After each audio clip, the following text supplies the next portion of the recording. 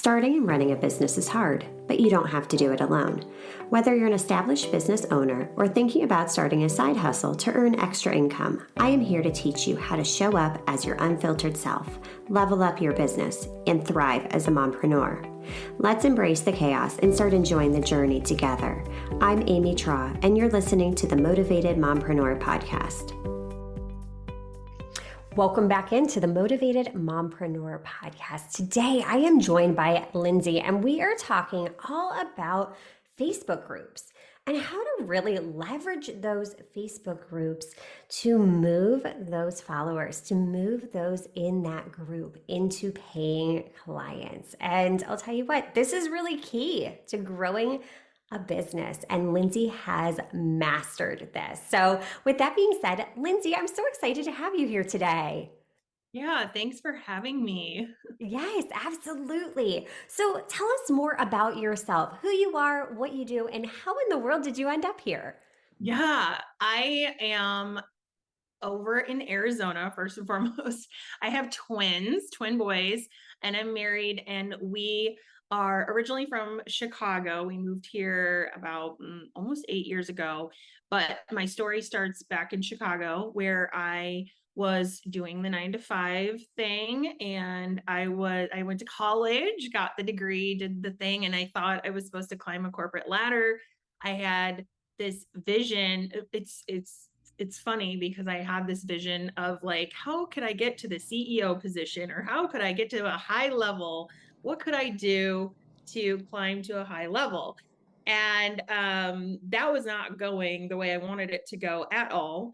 I was in this somewhat of a toxic environment where I never knew what I was driving into each morning. My commute was 2 hours in Chicago. You never know how much longer that can become. With weather, with ice, with snow. And I remember just thinking to myself, like, there's got to be something better. I didn't have kids yet at the time. And I was just like, I mean, I'm not getting home till 6 or 7 o'clock at night. How do I take them to practice? How do I do school stuff? Like, how am I going to do this with this kind of a lifestyle? This makes zero sense to me. So that actually, they had to move the company to Ohio. And they were like, do you want to come with us? And I was like, no, I don't. It was a very bittersweet moment of me like having no idea what was going to come next, but also was so relieved to walk away and let that go because it was so stressful for me. So fast forward, and I'm on Facebook and I see this post about or it started with a message, and then it turned to a post. It was a message. It was one of those messages that you get where they're like, you should join my team, and here's all the links, and it's big long like novel message, and you're like, what? No, thank you. I'm gonna run the other way. And I remember thinking this has to be like some kind of robotic message, but I was like, I'm still going to follow along, and, maybe I'll respond. And something told me to just kind of figure out if this is a real human on the other side, because it was all very new back then. And so I followed, and she kept telling this story about how she was home working on this business online, and she was getting paid, and the kids and her were getting ready to go shopping, and she kept painting this picture of this vision that I believe that I really, really wanted. And so week after week after week after week, same story was being posted and being told. And I was like, I just couldn't figure out if this was real or not. Those skeptical thoughts we have, like, is this like this looks too good to be true? And so we were having conversation behind the scenes. She was talking to me about how great I would be and how I should do this. And I watched her for 8 long months before I was like, okay, I think I could do what you're doing. So I signed up, got involved in network marketing. That was my April of 2011. I signed up, and then I said, all right, tell me what I need to do. Like, I don't know what I'm doing here. And so I got the dreaded send the messages, guide And I was like, oh, okay, send messages. Okay. Okay. And I just remember thinking to myself, like, okay, I need to get the word out. People need to know. If I really want to build this thing, if I really want to make sales, people need to know. And I can make a post, which is great. But how does that build like a full-on business? What does that look like? And there was no real guide other than send these messages. And I already knew what the message looked like because I had gotten it. So I set up a Facebook group and I decided I would reach out and talk to people about this community I was building. I would reach out and I would talk to people about this space they can come and get motivated, and they can get recipes, and they can get tips, and they can, share whatever they're going through, and I would be there to support them. And it was a free space. It was branded in a way that was spoken, I branded it around what was important to me, what my mission was. And I really just focused on growing that community. So through doing that, I started signing up customers and team members, and my team members were able to really kind of follow that method. And years into this, I hit crazy levels of all these like accolades and goals. And I ended up giving birth to my twins after a serious bed rest. And when I was in this moment of giving birth, they were born in January, and that's where they like celebrate all the, past year success. And I had hit the 50th spot in the whole company. And I remember thinking like, like I've been on bed rest. I'm just giving birth to these twins. Like, what does this even mean? I had no idea what I was like fully doing yet. Other than I had built this community and I was able to bring people through it, and my team was able to follow this method. So we saw a lot of success. I was able to I had my twins and my team, they knew what to do. They had a process and a method. They were off and doing their thing. And it was so nice. And so I then went on to see what I could do more. Like, how could I get to that next level? And a business coach reached out, or we got together, we had a conversation, and I remember her asking me like, okay, but what have you done? Like, what are you doing? Because you're doing something and it's working, and I don't know that I want to change any of this. Like, what are you doing? And she's like, all these things you're hitting, all these numbers, like this is a big deal. And I was like, oh, well, I put together a community and I teach people how to do that on my team. And I let them, have them make it their own.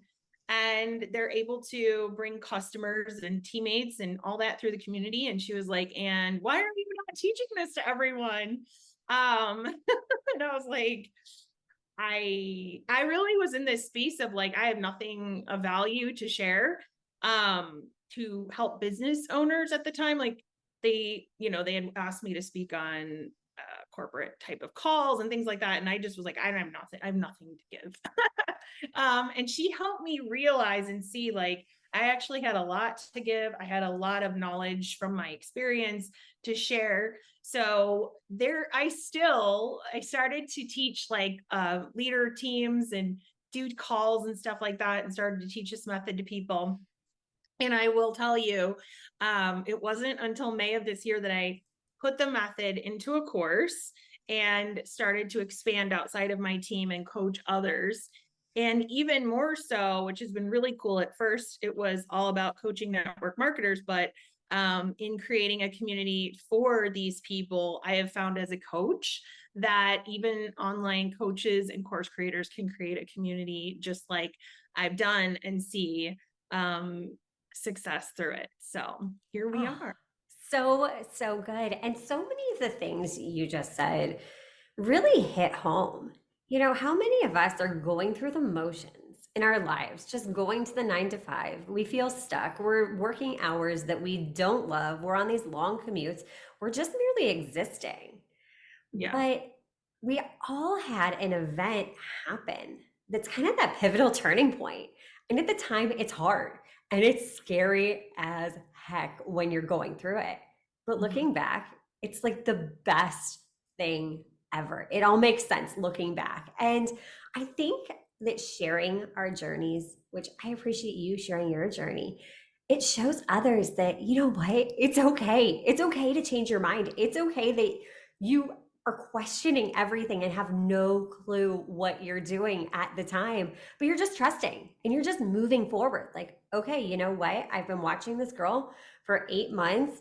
It looks really cool. Why not just go for it?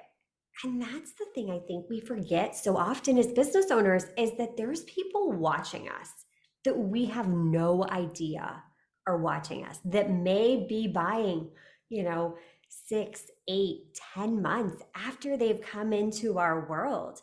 But yeah, just really building those relationships, authentically building those relationships is so key. You know, when you get those DMs that are like, "Hey girl, hey," it's like, "Oh gosh, are we still really doing this?" Or, you know, the ones on LinkedIn where it's like an immediate pitch. It's like, "No, Oh it yeah. takes time to build that relationship with others." And I think in the online space, we're so used to instant gratification. You know, we need information, we Google it, we get an answer.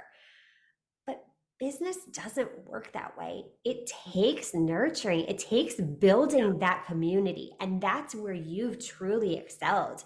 In your Facebook groups, you haven't just built a container. And I think that's what a lot of coaches do is they build these containers and they're like, okay, I have a Facebook group, but nothing really happens with it. But what you've Yeah. done is you've taken that group and really fostered community. You've created a community and taught now your team how to create community. So, how were you able to do that? How were you able to go just from a container to a community? So I really love encouragement. And I think that in just that tiny piece where it was like step one is it was a mission for me to encourage these women and cheer them on. And I think we've been in, this isn't anything new. We're in a space where people want to be seen, they want to be heard, they want to, they crave community. And there is a space where people will do that in person and a space where they're going to do it online. And so in my position, I created that online. And I just wanted to know who these people were that were joining. And so I would spend time getting to know them as if I was going to a coffee shop with them virtually. And I don't know if it was a natural thing that just flowed through me, because nobody told me to do that. They just told me to message people and ask questions, and I just started to connect with them both publicly, or not publicly, but in the community and privately. I would connect with them, and they, through doing that, they were able to realize like, oh wow, she really isn't like, she's a human. She's awesome. I know what it could look like if I actually purchase from her, because I did have a goal in mind that they would get a feel for what it would be like if they became an actual client. This is what a part like this, I call it the appetizer to the dinner and the dessert if you were to become a client of mine. So, and I did do that through, I will say, one of my strategies that I used, which was innovative over time. This wasn't just right off the gate. I certainly evolved as I built this method out, but it was creating events and or challenges that were very specific, not the typical. There's a lot of vague, broad challenges out there that you'll see people like, we're going to do a free, 5-day drink water or whatever. And it's like, great, but that doesn't move somebody to want to work with you. You're just helping them drink. So I really understood that's not worth my time. And I'm sure I maybe did it once or twice long time ago, just kind of figuring the things out. But I've realized like, no, we need to actually be real custom about this and really focus in on what comes on the back end of the event, what comes on the back end of that would encourage them to really want to purchase, to want to move to the next level. So those those are my, Yeah, no, that makes total sense because at the core of it, we all are craving that community. It's that primal need. We're built to belong. We want to be accepted. We want to belong. And when you're really clear on what those core like mission and values and vision for your community are, it gets a lot easier. And then you touched upon something else, which is engagement. You just talk to people. And that's where I think so many business owners we forget to engage with the people that are already in our community. We're so worried about chasing the next shiny object that we forget that there's people on the other side of it. I know so often I've connected with people in the DMs over, you know what? I love your shirt, or you're kayaking and that lake looks gorgeous. Where are you at? yeah, I'm not going in there like, hey, buy my services. Hey, you need to join this, you need to join that. I'm just genuinely getting to know them because it's a two-way street. I'm yeah, not going to be for everyone. right. And I know that every client out there is not a good fit for me. So, again, this isn't Mhm, rocket science. It's mhm. building relationships because we're working with humans. Yeah. I'm human, you're human. And I love how you shared your direct message experience. Like, I just want to know if this is real or if this is like a bot. Like, that's so cool. But you got curious. You got curious and really like dove in. And look what you've built from that experience. I know, I think about that. I think about the groups too. I'm like, what would have happened if I did not create this? Like, where would I be right now? Crazy to think about, like, how creating a community really does. I always say creating a community and content will create the conversations, which will create the conversions. And Right. it's really important for people to like note, because there is to me, there's definitely noise out there that it's like some people forget to tell you they built a network, they've built a community where they're like, we're just posting things and people are showing up. And it's like, to an extent, yes, some are gonna be attracted in, but I would have never. I never liked. I never commented on her stuff. I not none of it. I just watched, and I. It's funny that you're talking about that because I actually just went live in my community today to say like, hey, if you're frustrated that you're not seeing these metrics of likes and comments, like they're still watching you. So don't stop, don't slow down. There's so many people that were watching that were never engaging in anything I ever did that all of a sudden would show up. So it's so it's so funny that you brought that up. Yeah, yeah, exactly. I mean, we're always seeking the external validation. Like we want to get those likes, comments, shares, all those metrics that make us feel warm and fuzzy. But Mhm. you just, like you said, Yeah. you just have to keep showing up over and over and over and really just detaching from the outcome. Like there's going to be things that you put so much time and energy into that flop. I think it's safe to say that every single one of us has had a silent launch at one point or another. But that Yeah. means nothing about you. It's just data. What you can do is learn from that launch and use that knowledge to make then the next one even better. Honestly, for me, every single time I've had a silent launch, my like next launch has been like the most successful then. It's Yeah. so crazy how, you just take that step back, look at where the gaps were and fill them. It's really not as complicated as we're making it out to be. So, shifting gears a little bit, what are some of the most frequent mistakes that you see your clients making when they're starting a Facebook group and trying to build community? Well, the first mistake, before we even get into that piece of it, is they believe that their current group, which is typically a sales and info group, is the community. And so it's first and foremost is like, what even is a community? What does it look like? What should it look like? And it's not these sales groups.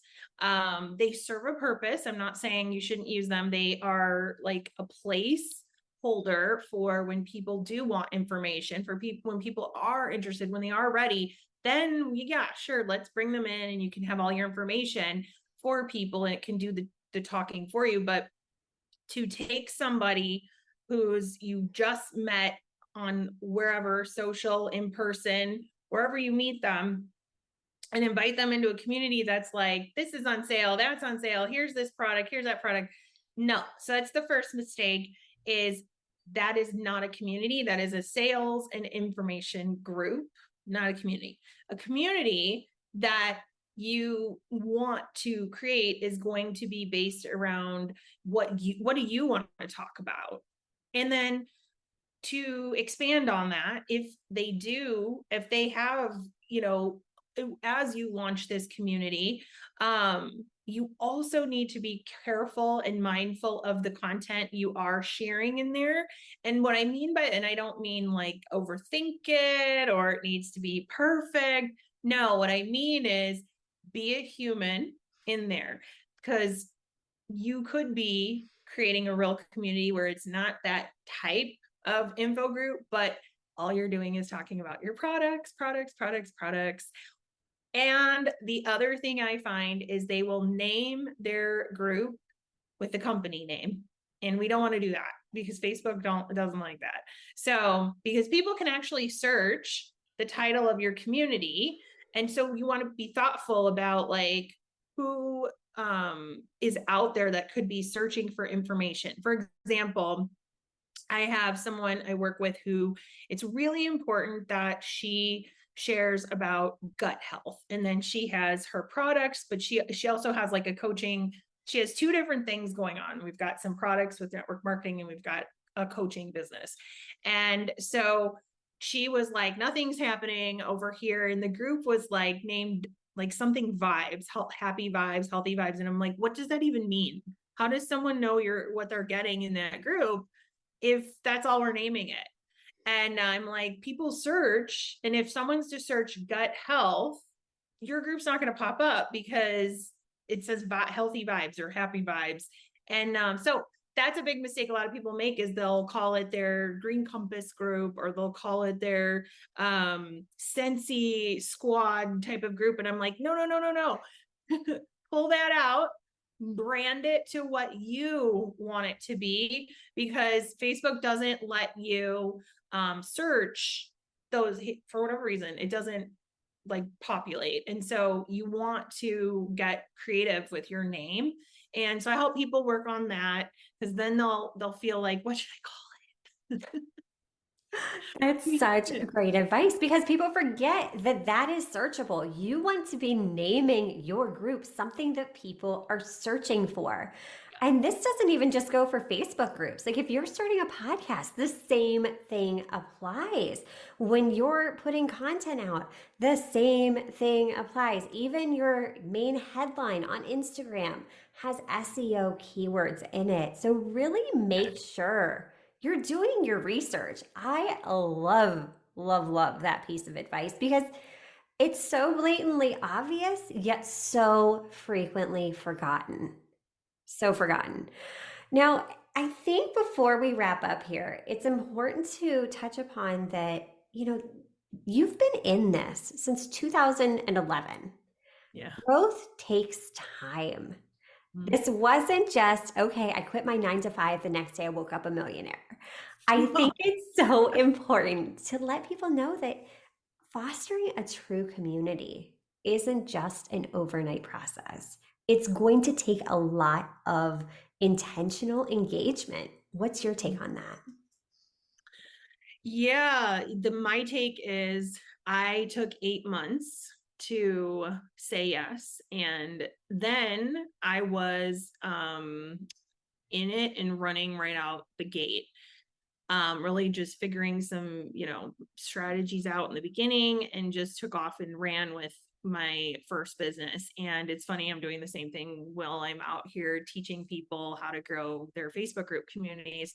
But there's a time process in it, which I know all of us, to be honest, don't like it. We want people to get it and sign up today. And we just have to, there's a point of, I feel like, patience, but also perseverance, like continuing to trust and show up. And really look at, are you connecting with people? Are you nurturing these people? Are you building something? Which is why it's important for me to have the community, to build and connect. Otherwise, for me, I just think about like getting lost in so many messages.